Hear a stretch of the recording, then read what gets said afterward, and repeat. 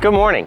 Let's do a 30-minute session to maximize board control and your ability to progress, especially if you only have a few minutes at the skate park. Time constraints are a real thing, and just going to the park, trying a bunch of kick flips and tray flips might not be the best, so I have a session programmed today.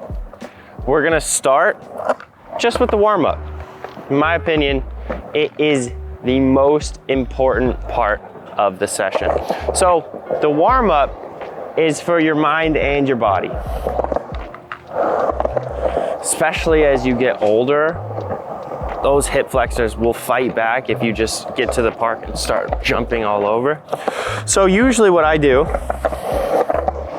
is I try to figure out what my goals are for the session. And if I only have about 30 minutes, I'll pick like one really strong goal. Maybe it's gonna be improving, like for me personally, it would be like improving my release on kickflips. Okay, if I get that in my head, that's like the real goal for the day, I have a lot more confidence going into my session because I know that I'm not asking for too much based on the amount of time that I have. It's easy to overshoot it. It's easy to be like, man, I want to land sick tray flips all day. Yeah, let's go. But it's just, in reality, that's not what we're dealing with here.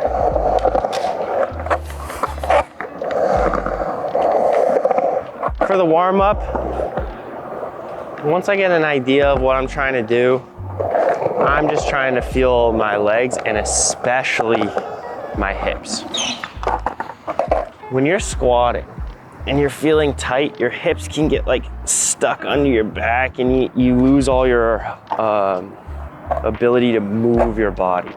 So if I feel like I can get down into like a deeper squat and kind of bounce out of it, get my calves woken up, get my hips and lower back woken up, I feel confident going into the first real project of the day.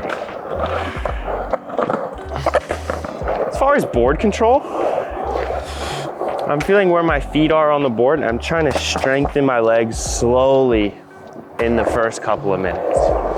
Okay, I don't necessarily want to just stand super lazy in an improper foot position. I want to make sure my toes are on the board. This forces me to stand on the balls of my feet, which will again play into waking up those calves. All right, so you beginners out there who like to skate with the toe of your shoe off the edge of your board, this is gonna cause a lot of problems in your board control, but it will also cause a lot of problems in your body, because now I'm standing essentially on my heels, which brings my butt forward and my legs get all weak, where if I just simply stand on the ball of my foot on the center of the board, now my knees have a slight bend naturally, my hips sit back, my hamstrings and calves have to be stronger. I'm feeling all these muscles that we'll be using later in the session, feeling them wake up and turn on and get ready to go. So something as simple as where your feet are on the board, spend a couple minutes skating around, that's really gonna help. And even just talking with you for 3-4 minutes, my legs are like woken up now. I'm starting to feel some heat in my ankles and my calves, and I'm starting to feel like, okay, this natural excitement for the session is starting to kick in. Where at first, maybe like showing up to the park, you might be nervous for the day. You might be nervous for the session. You might not have very much confidence in your own ability or your own body that day. But nothing a couple minutes and a good mindset and a good foot position can't solve.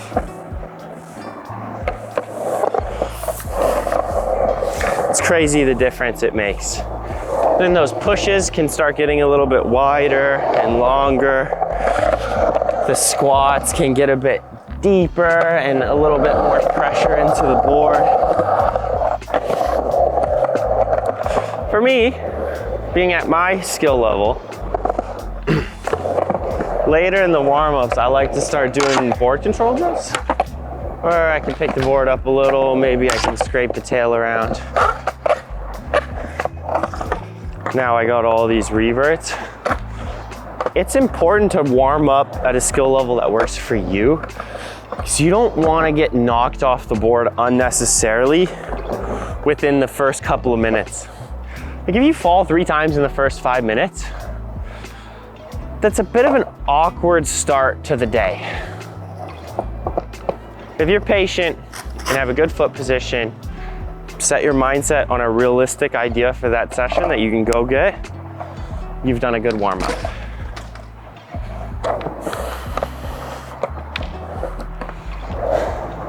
Now, let's move on to the first skill. Tic Tacs. Okay, I don't want you to write off Tic Tacs without practicing them.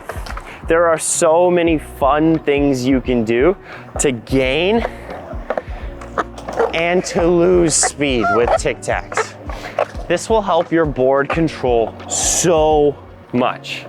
For you guys watching this who want to do kick flips and tray flips and 900s and all these tricks, the base of that is board control.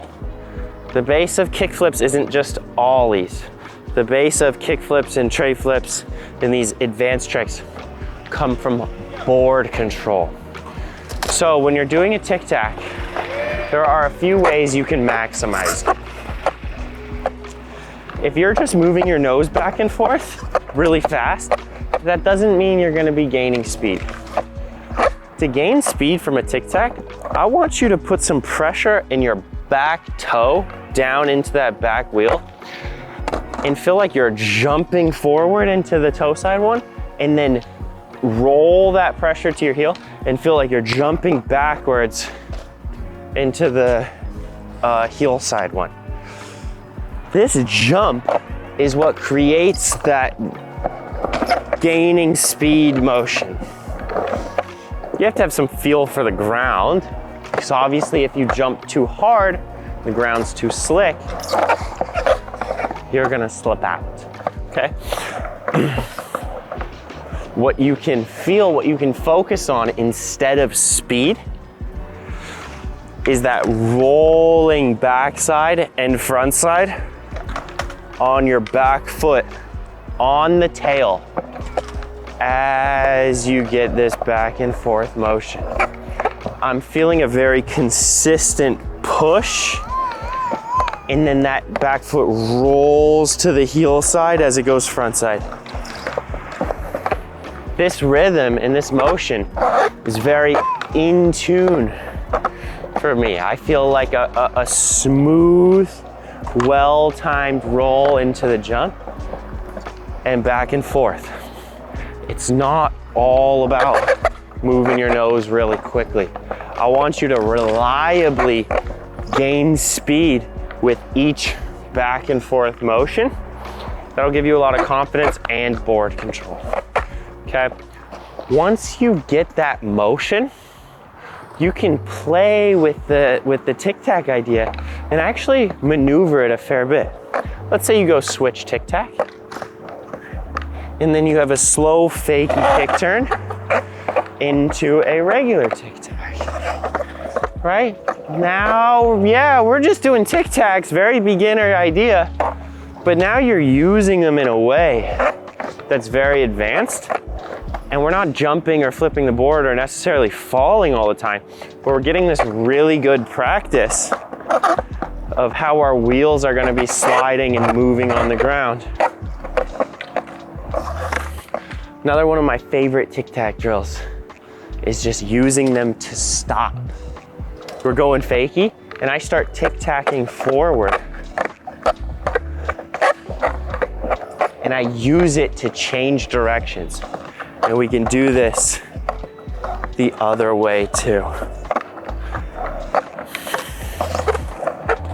So if you can turn around, you can slide your wheels, you can use them to stop, you can be creative with your tic tacs. You just completely solved your first 10 minutes of your session. You solved your skate park anxiety, because when you show up and you're nervous, then you slowly get through that by easing into the session. Now you might feel like a different person 10 minutes in versus when you first got here. That's the goal, not to judge yourself based on how you felt on the car ride over to the skate park, but to get a good sense of what you're really capable of if you really rely on those baby steps that will take you the furthest.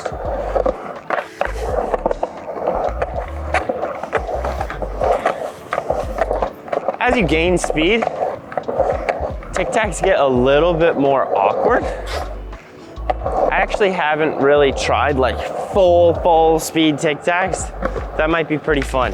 How fast can you go and still gain speed? Okay, that is skill number 2.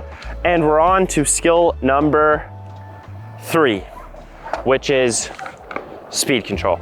Okay, now we have our legs under us, so let's start preparing for some speed. Rule number 1 for speed control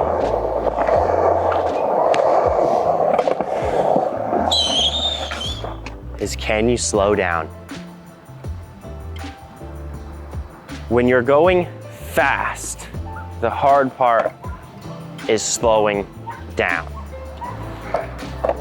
It's not that hard to get a bunch of speed. You learn how to push and you learn how to stand on a skateboard. That's it. Now you can have a lot of speed. That doesn't take very much skill or awareness, or honestly, that doesn't even take good instincts. Just plant your foot on the ground and keep doing it. And then now you're gonna run into something. There are 3 ways to stop, 3 main ways to stop. You can just drag your back foot on the ground. This is like a bit of the elementary school way to stop when you're like skating to school and you first start trying. You can just drag your toe on the ground. This is fine on smooth concrete like this, but if you're like bombing a hill and the concrete is really rough, the asphalt is rough, you will go through shoes very quickly. So I wouldn't rely on that slowing down method in any type of like long-term sense, but it works. It'll slow you down and it's relatively easy. Then we have the reverse push, which I think is always a fine option. You can just plant your foot on the ground and stop slowly. That does have a max speed though. You don't want to do that at 1 billion miles per hour. You're just gonna blast your toes through the toe of your shoe. And then we have the more advanced tail scrape and heel scrape. I'm not gonna scrape my tail on the ground because I blew out my last board with razor tail, and I do not want to do that again. So to do a heel stop, which is basically just the same thing as a tail scrape, we're gonna set it up like this. Hang your heel off the board, push your heel down at the ground, and then as you pick up your nose, you'll feel your heel make contact, then push on your nose. So you feel pressure from the tail pushing on the ball of your back foot. Then you can use your front foot to guide the nose around to help you balance. This thing's accidentally gonna turn all the time. It's gonna be hard to control. You can push and use your front foot to guide that board as you're slowing down. If you push hard on your front foot, you're not gonna have as much pressure on the ground on your heel, and you won't slow down very fast. Or you could just put all the pressure in your heel and get like, Okay, so that's the slowing down portion of speed control. But there's also the speeding up portion. Speed control is not about one thing or the other. It's about always being able to go the right speed for whatever it is you're trying to do.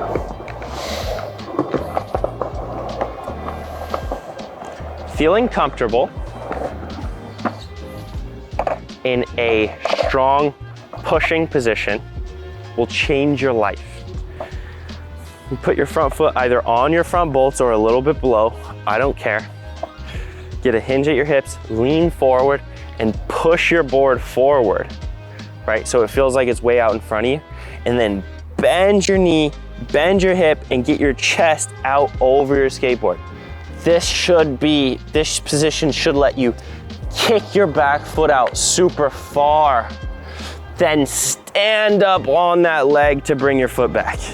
Okay, too often at the end of a push, I see people try to find the board with their foot, with their back foot, but really just stand up and then that foot will kick right into place. And when you see it in motion, it clicks, right? You see that tall front leg, bringing your foot right onto the tail. Okay, so this is how we're gonna gain speed.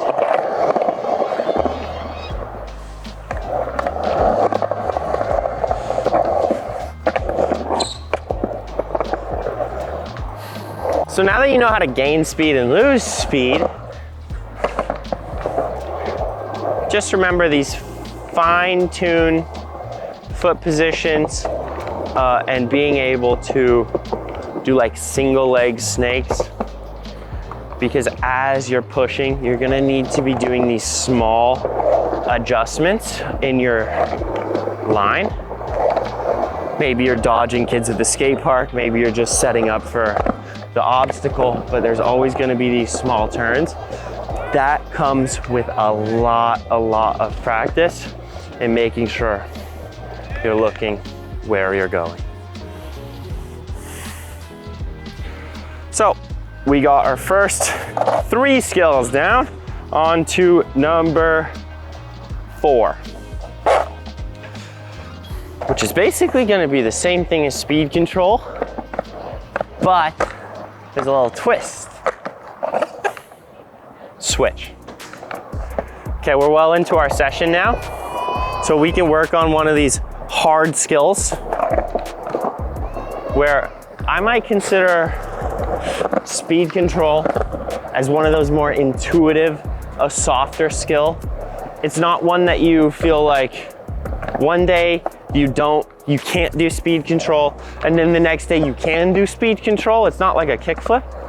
But I feel like for switch, we're gonna be starting at such a low level because it's so hard that just learning how to push and do kick turns is genuinely, it should be treated like a trick, okay? Once you start being able to move while going switch, we're essentially gonna restart our session. We're gonna look down and see where your feet are. If your back foot, if your toes are hanging off the edge, I want you to put the ball of your foot on the board. Do the same thing with your front foot. I want you to bend down and feel your calves and hamstrings and hips. Try to avoid letting your hips get stuck under your body. If you're paying attention, we're basically redoing our warm-up in the middle of the session as if it was a trick, because that's how difficult it is to orient yourself to switch skating, okay? Some of the common things that are gonna happen when you skate switch. Your back foot placement is gonna be atrocious. Even if you get a good push, even if you learn how to push, your back foot is gonna get on the board in the most ridiculous places. This is where we're really gonna lean on that skill of after our push, stand on your front leg real strong and real tall, then swing your back foot into place and slowly look for that spot that it's supposed to go. Switch, push, bend that front leg, stand tall, then look for the spot, okay? That makes it a lot easier. I'm not gonna say it makes it really easy, but it makes it a lot easier to find this little pocket where the tail starts, right? We got the flat part of the board, and then we got the part where the tail kicks up into the air. If we can lay our foot right at the bottom of the tail, right before it flattens out, with the ball of our foot near the center of the board, you're actually way ahead of the game, okay? With the most common thing being out here, if we can just stand a little taller, drop our back foot into place, right into that kind of the pocket of the tail, right as it's flattening out, this is gonna set you up to have a really strong stance one day. It's not gonna feel great day one. It's like, man, it's seriously, it's like brushing your teeth left-handed. It's like trying to look in a mirror and draw a star. It's like the most confusing thing ever at first. But if you build your balance around your front leg and you realize that if you just stand tall, your feet kind of swing together in a pretty intuitive way, you'll realize that these little pieces of intuitive progression start to naturally emerge just from really good practice, okay? So switch skating, that is how you push and get back on the board. Oh, it's so cool. Once you're standing tall and you have room to move your back foot, and it doesn't feel like it's just trapped down to the board. I realized that probably a year and a half ago, very, very soon after Skate IQ started. And over the last 2 years of practice, that's been one of the funnest things to progress at, because it's given me the ability to get my back foot on the board in a really good way, consistently, even while going fast, while skating switch.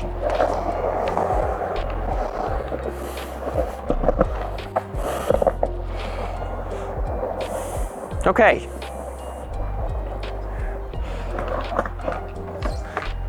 Now we have done a few very important skills.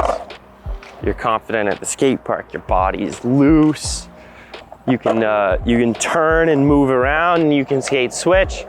Let's get into some tricks. So, when you want to get the board off of the ground, okay, we're gonna go about this Ollie portion in a very holistic way. What I mean by that is, instead of thinking about Ollies like, I need to do the specific Ollie that I'm searching for, I would rather you try 50 different Ollies with different strategies to learn how the board reacts in a bunch of different situations. Skateboarding is not just doing a perfect Ollie while going 3 miles per hour. Okay, that doesn't mean that you did it. You know, you did the one Ollie that exists. So we're gonna go through what's called the Ollie Complex, where you do a hippie jump, then you do a hippie jump and lift the nose. Within that hippie jump where you lift the nose, there are even multiple variations of that I'm completely cool with you focusing on and trying to feel. When you do a hippie jump and lift the nose, you can get your front foot off the board, or you can leave your front foot on the board. Doesn't really matter to me. What matters to me is that you have the control to be able to choose.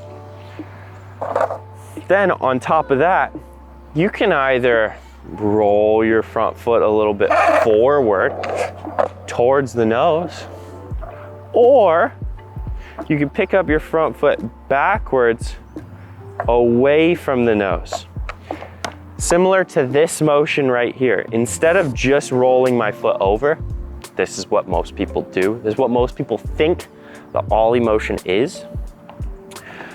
But instead, you can actually just pick up your foot, let it swing down, and then place it on the board like this. Now, if you do that while you do a hippie jump, you're gonna start to feel that ankle roll that you've been looking for your whole life. But really, it's this motion that creates that feeling of the ankle roll, not just jamming it down into the board. When you're watching it on camera, you're not gonna see a huge difference, if you see any difference at all. But while you're doing it, you're gonna notice that that nose has more space to move and more space to breathe in the air. You're gonna notice that if you move your front foot up and away, you might accidentally start striking the ground with your tail. But that's just fine. This is what we're trying to do. We're trying to lead you to the Ollie. We're not trying to just teach you one perfect one. I'm trying to show you tools to where you can take the skill set you already have and bounce the tail off the ground and realize that is an Ollie in some sense. If your tail hits the ground and bounces in the air, it doesn't matter. That is an Ollie, okay? This is an Ollie, this is an Ollie. There's a billion different kinds, and you should get to know them because they're all useful in different situations. All right, so now let's start consistently striking the tail into the ground. Do a hippie jump and you just lift your front foot up more, okay? This is the portion of the Ollie complex where you're accidentally gonna be doing Ollies, legitimately and consistently. If you jump and you let the tail hit the ground, board floats in the air. A lot of times students will be like, oh my goodness, that felt like I did nothing at all. It felt like I was just floating in the air. I didn't even feel the tail hit the ground. My board bounced up and it was like I was just floating. What was that? And I was like, that's called an Ollie. And they're like, oh, awesome, let me try one. Like, dude, no. Just focus on the hippie jump where you let the tail bounce into the ground for a while. That floatiness should never go away. Your ability to jump and just give the board the space to do what it needs to do, that should be deeply, deeply ingrained in your head. That's what your goal is. Because as you move past that and you go to Ollies, you're not pushing the tail down more. What you're doing is getting better at doing a hippie jump where you bounce the tail out on the ground and you give it more power. And that tail bounces harder and the board comes up into the air faster, okay? That's the only difference. So the Ollie complex, hippie jump, lift the nose, hit the tail, and give it a bunch of power. You cannot practice that too much. You cannot practice Ollie complexes too much. And if you're watching this video, take in your notes and you go to the skate park to go work on these skills. But then you get a little impatient, you want to try a couple kick flips, whatever. Between each try, run through an Ollie complex, focus on that portion where you're doing a hippie jump and hitting the tail on the ground, save that feeling, and then apply it to whatever trick you're trying. It will help you. It will help you. Please do that.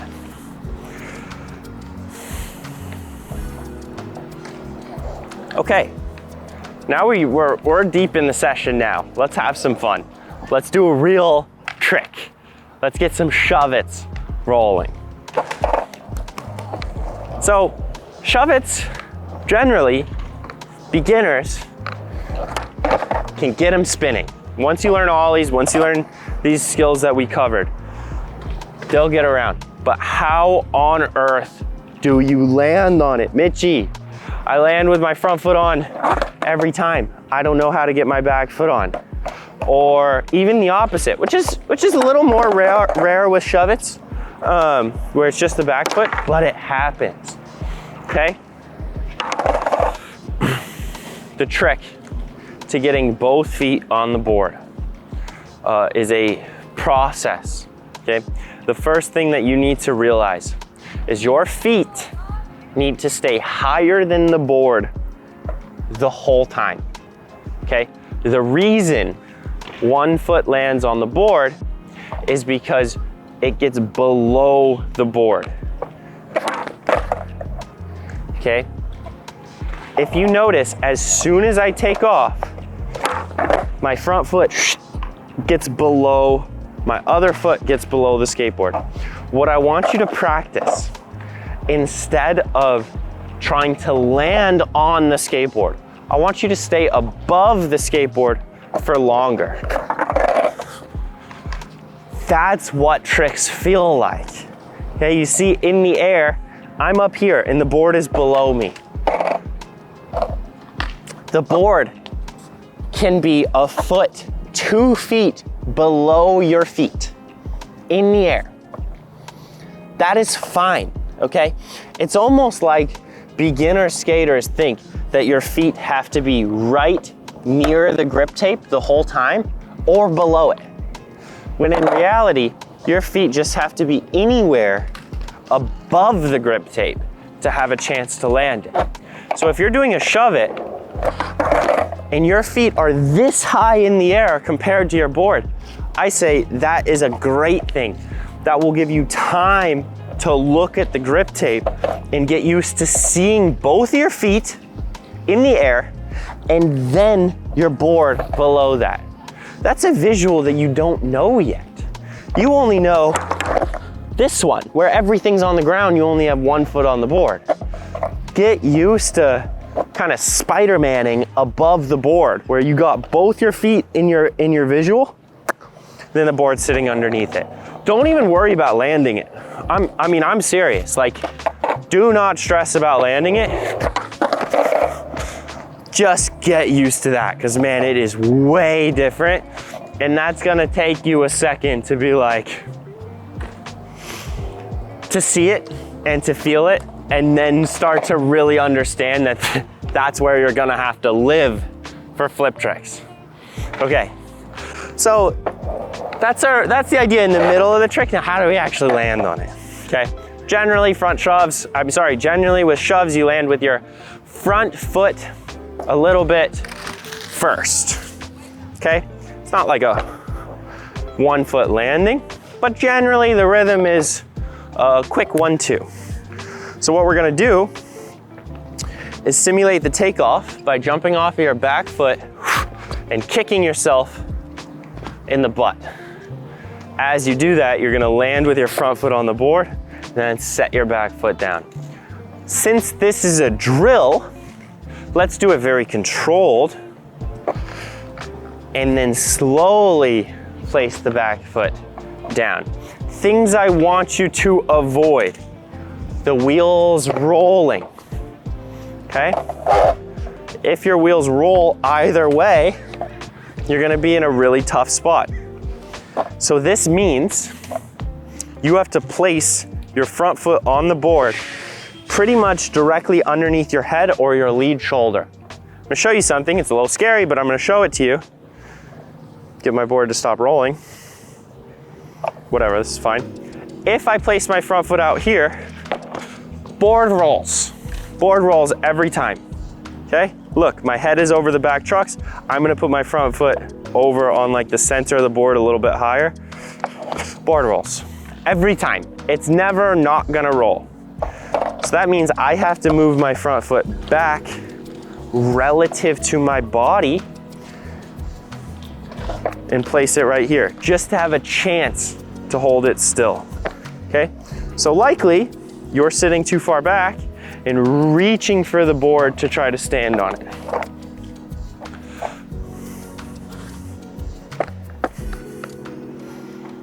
If you do those two things, you should have a pretty easy time making Shuvits when the time comes. Okay, thank you for having this session with me. I actually think this is gonna be very, very helpful for you guys who take it seriously. Go through the description, write down the notes, set your timers, and practice just like this. Your board control will fly through the roof.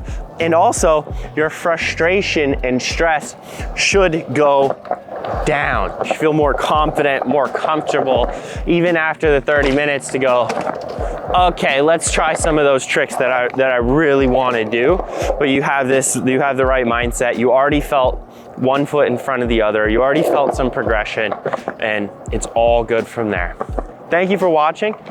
Make sure you like and subscribe so you don't miss a video from us. And check the link in the description. I want you to look at our online community. We have hundreds of members in there who love skateboarding just as much as you do, who love getting a little bit of progress every day. We all share it with each other, and I do video reviews in there. So if you're having trouble learning a trick, you can always just take a video, submit it, and I'll go over and draw some lines and help you out. Okay, cheers. Much love, guys. I will see you the next video.